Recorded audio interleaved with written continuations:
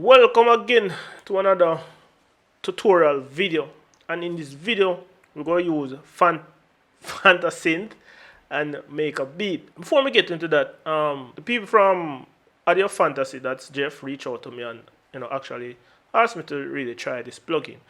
But I've been playing with it for quite some time. I did a video before uploading in which the font for this plugin wasn't installed, so the words kind of look one like a weird way in which stuff like those happen. However, he told me that there are fonts in the pack to be installed.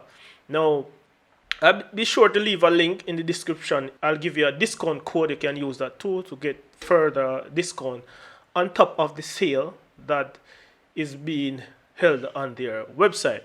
However, it is a very simple plugin.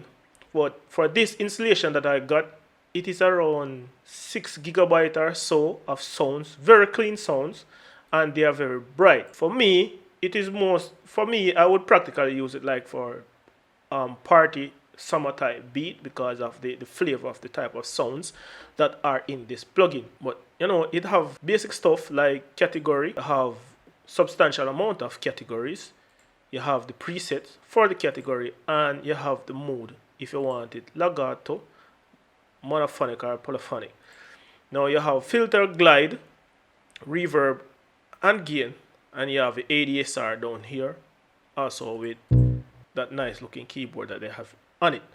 Now it is a very simple plugin, but it has its use, and I have built a beat with it, and I've been sure not to edit this video that I have done with the beat so you can see it from start to finish.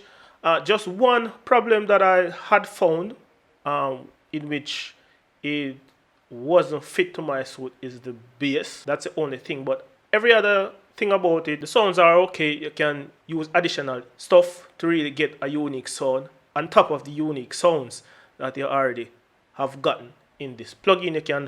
You can filter it.